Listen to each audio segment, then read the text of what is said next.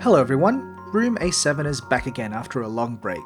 It's nearing the end of 2018 and the new HSC English syllabus is now in full effect for my students, and one of the texts we have to study is the 2000 film Billy Elliot. Hi, I'm Sir Pepi, and welcome back to Room A7.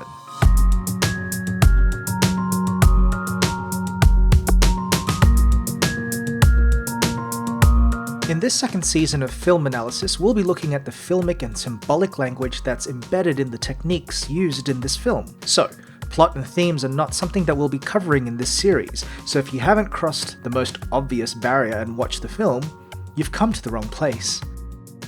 Speaking of barriers, one of the first visual techniques that seemed the most obvious was the use of barriers. Using visual barriers, lines of separation, and strong contrasting imagery inform some of the themes that the film addresses.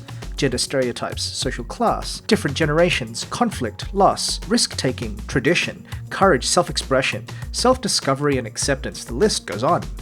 But all these themes have one thing in common: the need to overcome some kind of barrier. Throughout the film, we are bombarded with imagery of barriers. It's often subtle, but there are moments in the film where it's in your face. But let's focus on the subtle. The moments the director puts these barriers in, but does not want you to see them. So, what's so special about these scenes? Why are these visuals so subtle? The obvious answer is that the director does not want to take away from the emotional impact that these scenes already have. In fact, the scene might work just as well without these subtle visuals lying in the background. However, when you add the rest of the film, the audience is regularly reminded of these barriers. What the audience is aware of are the obvious contrasts, figurative walls between the genders, between the classes, rich and poor, even the barrier between father and son. We are always aware of these obvious obstacles that Billy and us as the audience have to face every day, even in our own reality. These topics are front and center.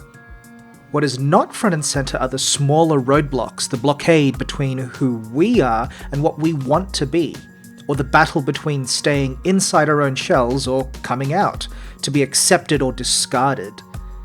Billy Elliot visualizes what fear looks like: succumbing to our own prejudices or overcoming them, rising above them, crossing the line, or drowning in our own self-doubt.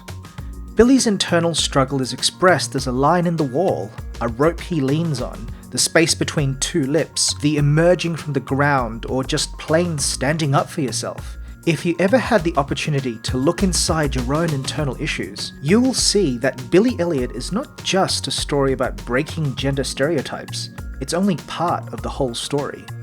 Billy Elliot is about sharing a universal story of struggle, of refusing to accept what people expect of you. Every single one of us has an idea of where we want to be, and the only way to overcome the real barriers that we see every day is to overcome our own, and only then can we change the world. I'm Sir Pepi, and this is Room A7.